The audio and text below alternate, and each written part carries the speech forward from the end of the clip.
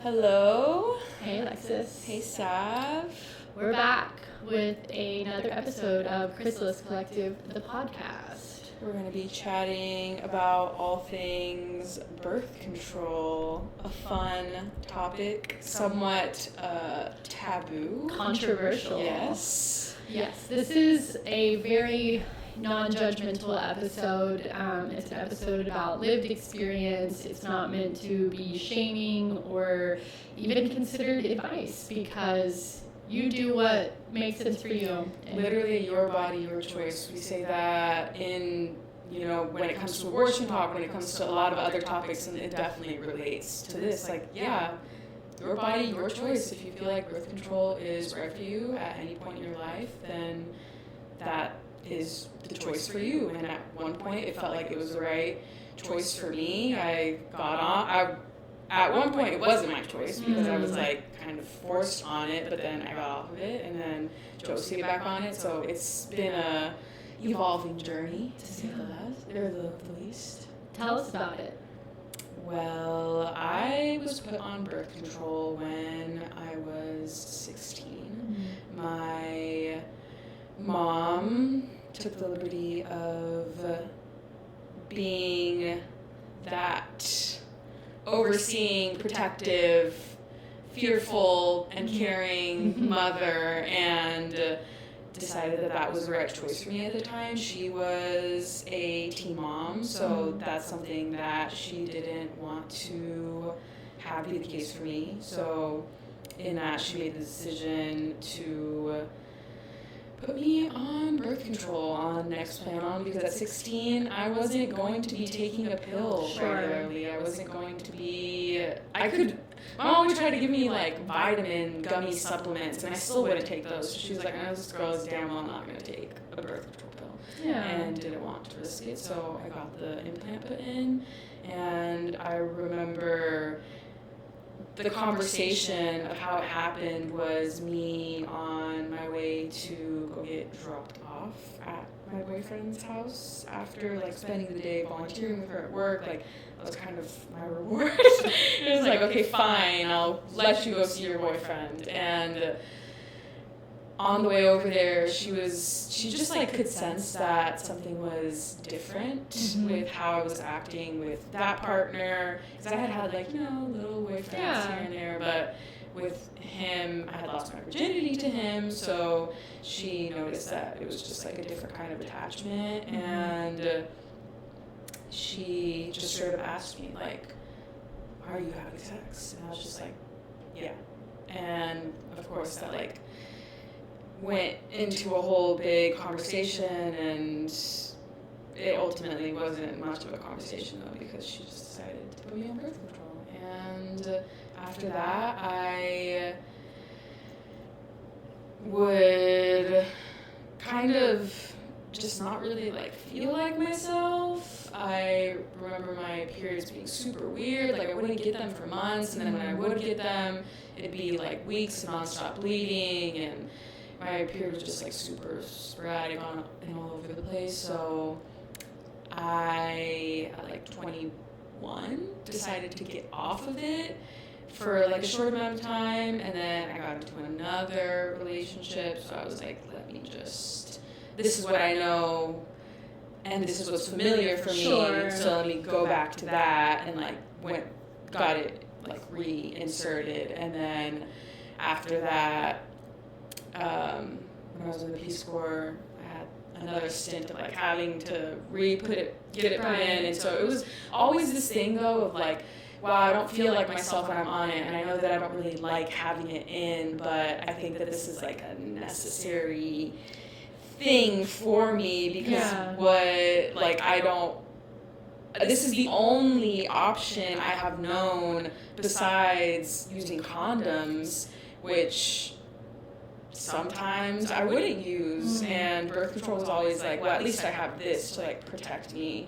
So I ultimately decided at 23 that I was completely done with birth control, and it's been so nice to actually be able to track my cycle and it give me a consistent and steady idea of how my energy is, how my hormones are, and I'm very much a 28-day on the dot girly. Like, I literally started today and I predicted it because I constantly am tracking it. So it's been nice to not have that interfere with how my body is hormonally. Yeah, I think you said a lot of things that are interesting to me.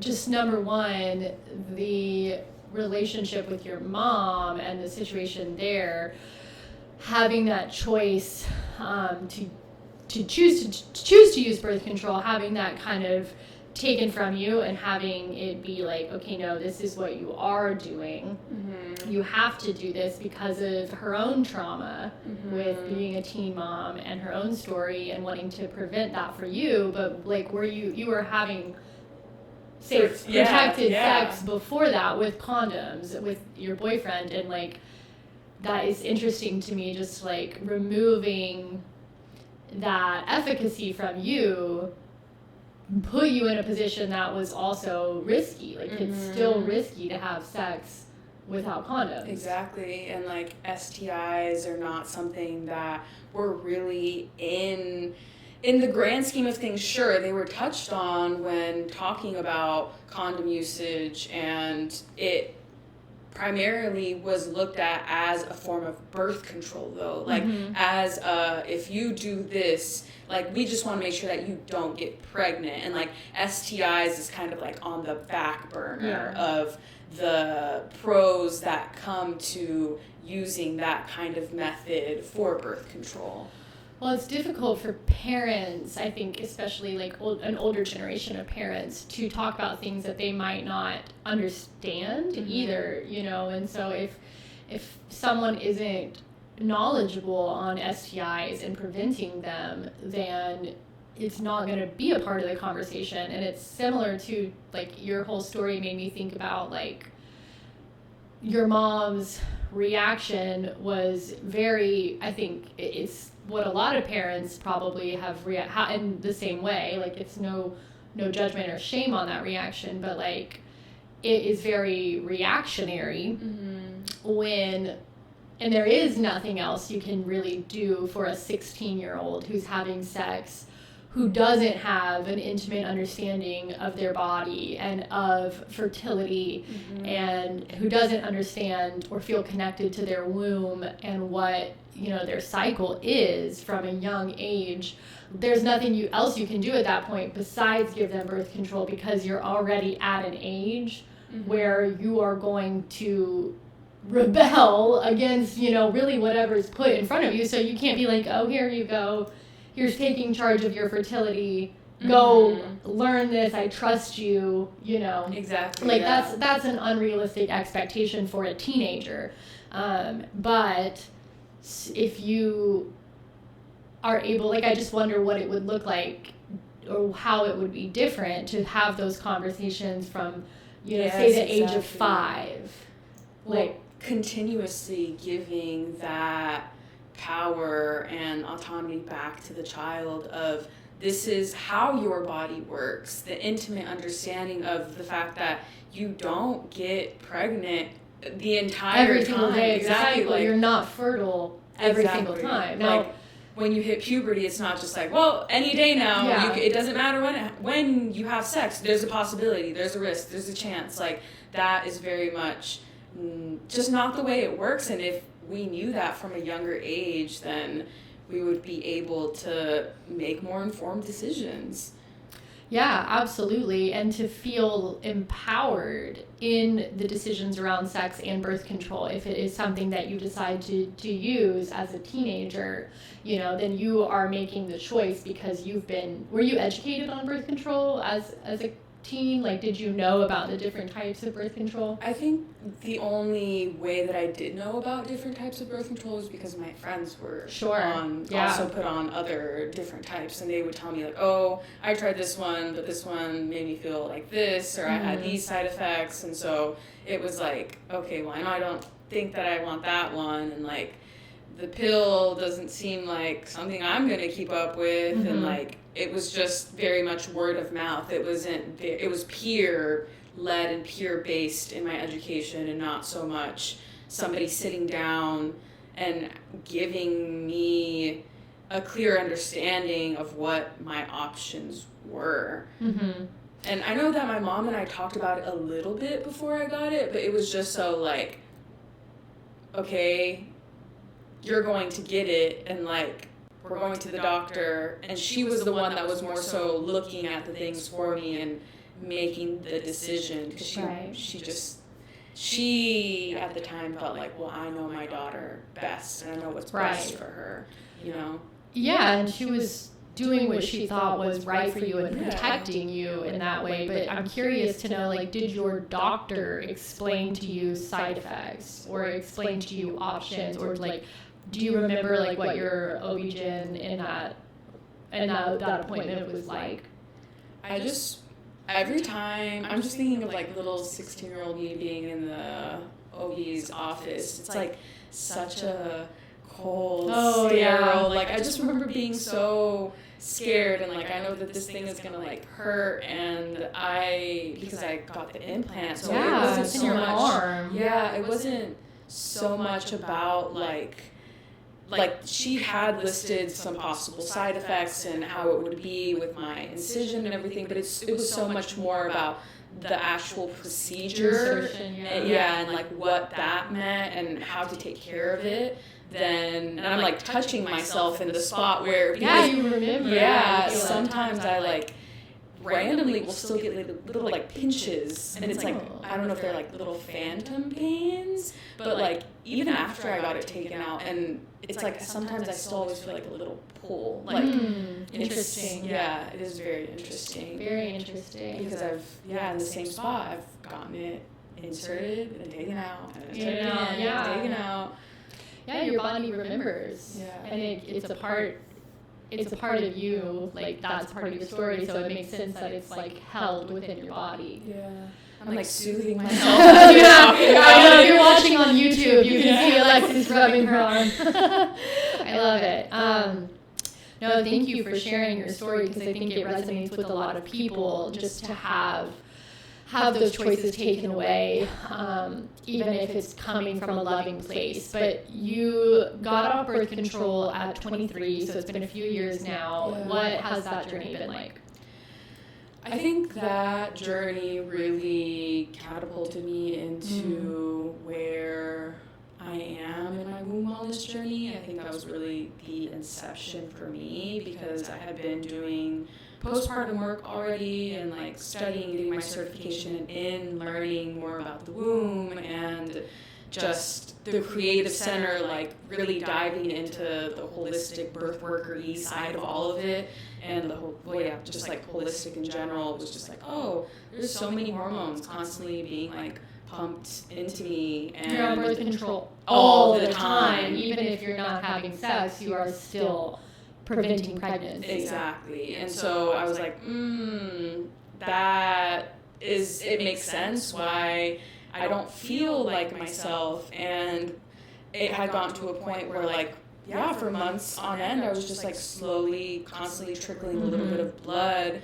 And I was like, this is not, like my womb is obviously giving me signs that this is no longer serving me. So I let go of it, and since then it's just been very eye-opening to see my cycle be irregular and how it's transformed, and like now it's just so predictable for me. I see my phases very clearly, and I feel the shifts in my body, and my cervical mucus is like so, like I can see the transition. I know when I'm ovulating, like I feel so much more in tune with myself, and so much more myself, honestly. So it's like I feel like, especially with like what I eat and how I'm moving my body and all those other things, like it felt like I could never really fully get a grasp of what was going on in my body, because I had that birth control in, so after taking it out and then seeing how certain foods affect me and how certain movement, if I don't do movement, if I, like, how I'm treating my body, I just feel like it's so much clearer, the connection in between everything, my environment, and how that shows up for me. So I've enjoyed being off birth control. It's been the right decision for me so far. Yeah, and it is very much a decision that, and when we, there's a lot of spaces, healing spaces and holistic health spaces that seem to put out this kind of message of like, you already have to have that relationship with your womb, or you already have to not be on birth control or have it all figured out to begin the healing process or to begin the connection process. And while I think that birth control very frequently does impede the messaging and does change the womb and the relationship to it, it's also very much can be a tool of empowerment for individuals who need this for whatever the reason is in their time of life. And so I think it's important for us as womb wellness practitioners here and womb workers and support people to keep an open mind when we're working with our clients and people coming to us, that like your story with birth control is very much your story. Exactly. And we would never tell somebody, okay, you want to heal your womb, just get off birth control, and that's it, because that's not it. I think it is an integral part of the healing journey and the connection journey, but it doesn't necessarily have to be the starting point of someone's journey. Yeah, you can connect to your womb still and the energy that lives in it, regardless if you even don't have a womb. If you've had a hysterectomy, yeah. We had an interaction with someone who had a hysterectomy and who was still looking for ways to connect to her womb, and it required us to sit in that, I think, of like what really is womb connection, and understanding that our womb is bigger than just our uterus, really. It's an energetic center, and it's not just, we have one reproductive system, but like what we believe here is that we're all connected, and my womb is your womb and your womb is my womb, and we are responsible for uplifting the energy of one another and connecting to the energy of the earth and the earth's womb and the earth as a womb. And so that's just a little tangent to say that what we're doing here and what this podcast is about is helping you tap into your intuition and to that muscle, because when you tap into it, it will tell you when and if it is the right time to remove something that's no longer serving you. And I think that's been a really big thing for me in my journey, because birth control has, like you said at parts of your story, like birth control has been a necessary evil in my life. I have really similar origins, being put on birth control from the age of 13, 14 years old, well before I was even sexually active. My mother coming from a lot of sexual trauma and had a really high protective energy that was overly protective in this regard.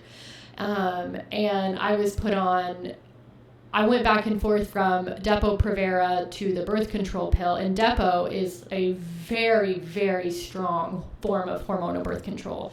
If you don't know, it's a shot that's given every 3 months, and it was like originally they had tested Depo on prisoners for their emotional, I still can't get over it's wild. And it like massively depletes calcium, it massively depletes vitamin D. It is a really, really aggressive form of birth control.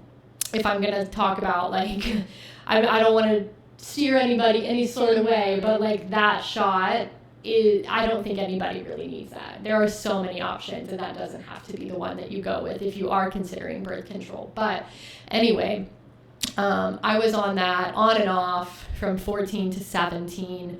I'm sure it's been 10 years now plus, but I took some breaks here and there, got on the pill, had irregular cycles, from Depo stopped my cycles. It made me gain weight, it made me really emotional, and it was just, I didn't even need it. I wasn't even sexually active at the time. And then when I was sexually active, I was like very strict about condom usage, but also was on the birth control pill because that was just what I had known. And the birth control pill throughout college made me like really, really depressed during my like the fake bleeding part of the pill. Just in case like our listeners don't know, the period you have on birth control is not a real period. That little line of placebo pills they give you to take. It's just it's breakthrough bleeding. So when you take birth control to regulate your cycle, you are not actually regulating your cycle. You're stopping your cycle and you're manufacturing a bleed. And of course, I had no idea, what actually birth control was doing in my body at this time. But I knew that it was doing something to my hormones and doing something to the way that I felt, and it made me feel that oftentimes it gave me a lot of suicidal ideation, and just a lot of big dips, big depressive swings with the birth control pill. And finally was like, okay, I know I don't want this anymore. I'm going to do a copper IUD. And while waiting for my copper IUD, I got pregnant. I wasn't using anything at the time, and I didn't know anything about I didn't know anything about my cycle. I didn't know anything about preventing pregnancy. I was 18, 19 years old and thought that if you smoked pot, you were infertile. And so I was like, well, that's great for me. Yeah, I've smoked a lot of weed. Like, I'm not going to get pregnant here, Yeah. But that didn't work out. Very much got pregnant. Stopped smoking weed when I was pregnant, just in case anybody Anybody concerned? No, but anyway. And was pregnant at that point and decided to continue with that pregnancy. I had the conversation with myself and my partner and had an appointment at Planned Parenthood and was was very heavily considering if I was going to continue with this pregnancy. But I'm obviously so glad that I did. It resulted in my daughter. But after her birth, I had multiple pregnancies. I had 4 pregnancies in 4 years. And that was a lot to do to my body. I was trying to figure out what my next steps with my career is going to be. I'm in my early 20s. I have a degree that I am unsure, why did I even get that? I'm having babies, I'm breastfeeding, I'm doing all the mom things, trying to figure out my work as a birth worker, postpartum worker at the time. And after I had my 3rd child, my youngest daughter, which was my 4th pregnancy, I had so many pelvic floor dysfunction issues. I had 3 children. I was very, at that time, I knew about holistic wellness. I was getting into this world about 3 years ago. I was getting into it. I had a home birth and was passionate about, more natural wellness and womb wellness and postpartum and all of that. But I was also very aware of my limitations. And I knew that I was not in a place to take radical responsibility for my fertility yet. I had used the fertility awareness method to get pregnant. With my second, I had used taking charge of your fertility to figure out my fertile signs, and so I knew, had done some more research about fertility awareness. I was in groups, and I knew this is the direction that I'm headed. I'm going to get to this point, but I need a break. And I had also used diaphragm and spermicide, barrier methods in between after my second was born, because I didn't want to be on birth control and I was over it. And I ended up getting pregnant using those, just user error. I remember, like, I think having sex twice with the diaphragm in without reapplying spermicide, or maybe just not enough spermicide to it got me, I got pregnant, and that pregnancy ended in a loss. And so I was very like, I just don't have the space for it. I don't have the capacity for it. I have 3 kids and I just can't take any more pregnancies, and I'm not in a place to be able to track this. I am not sleeping through the night. I am, it's just too much for me at that time. And so I made the decision to get the copper IUD, knowing, like, I had this messaging in my heart and my mind, like, you can do this for 2 years.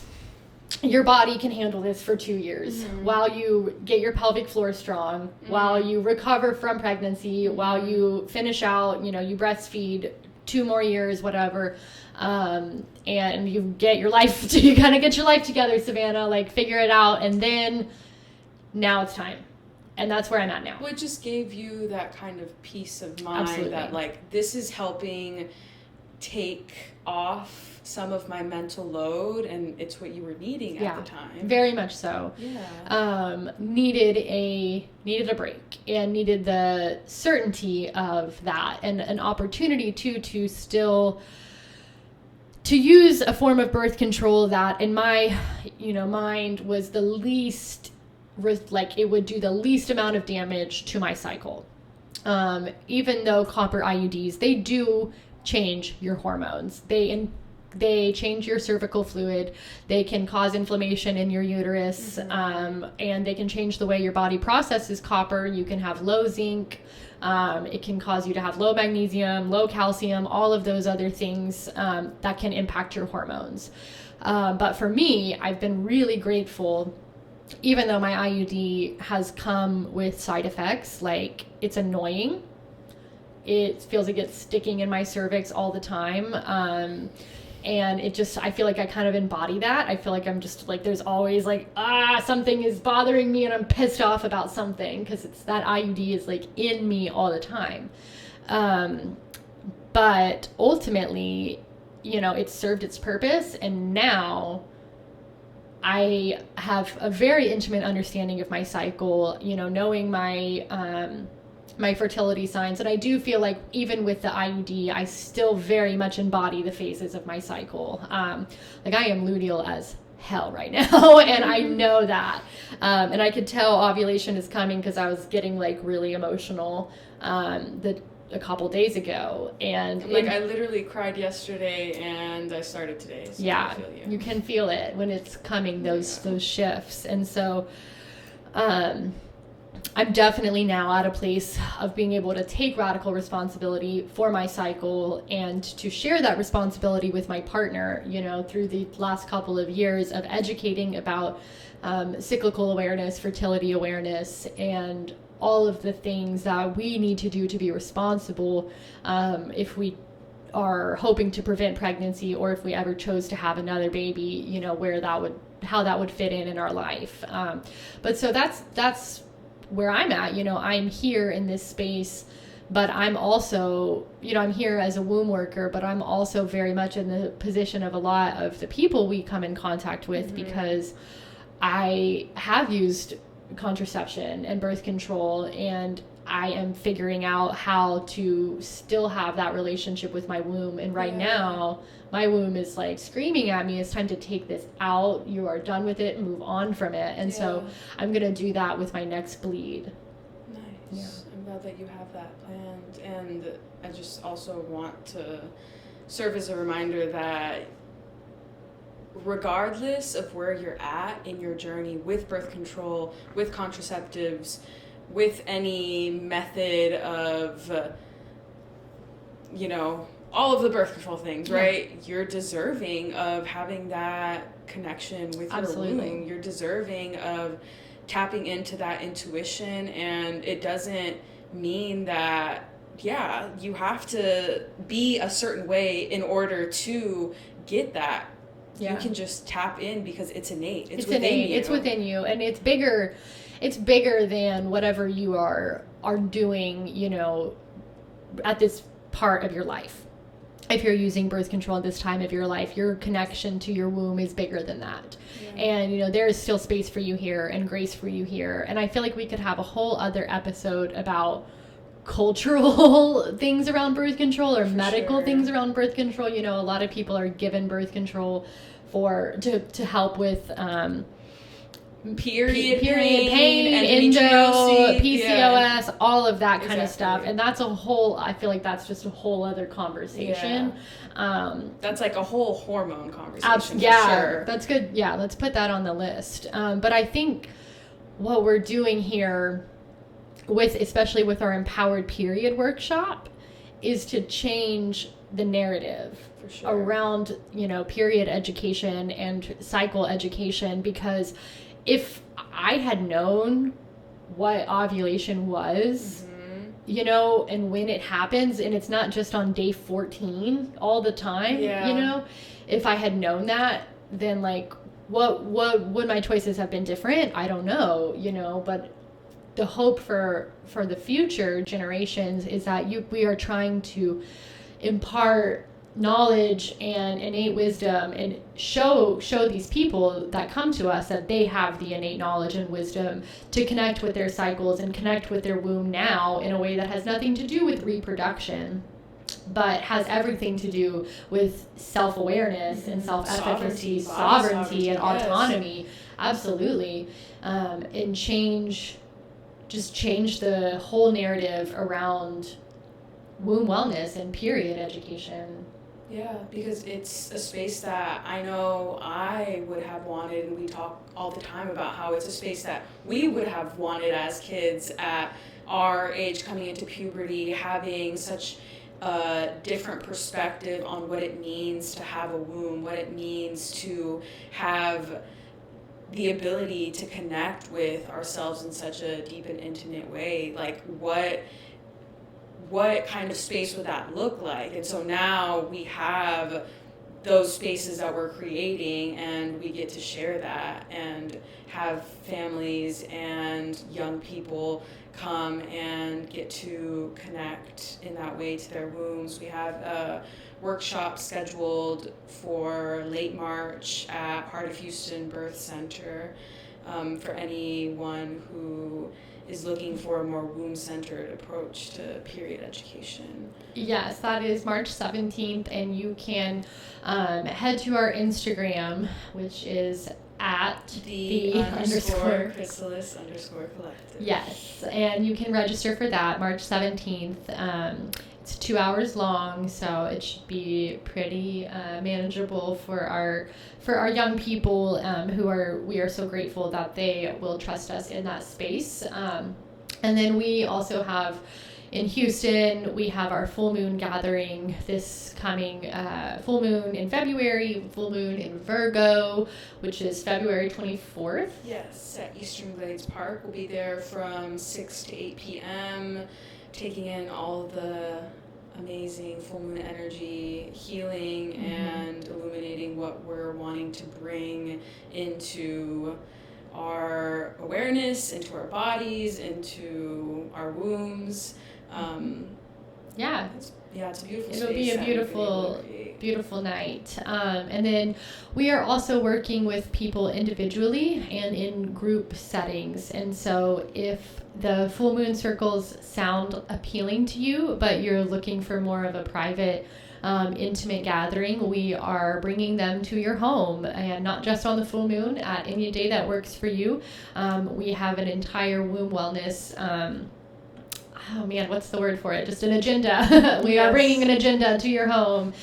We have lots of an experience, exactly, cultivated for our people that are hiring us for these womb wellness experiences in their space. We have options for 3 to 7 people. If you're interested in a group setting, we can bring things like yoni steaming. We do womb massage, energy work, womb storytelling, journaling, meditation, group crying, if that's it. Whatever feels good in that space. And then we also have 2-on-1, so both of us working with individuals as private womb wellness consultations and experiences. So if you are, in your journey of figuring out your connection to your womb, to your cycle, figuring out what this looks like for you, if you're getting off birth control, if you've experienced loss or gone through an abortion, a miscarriage,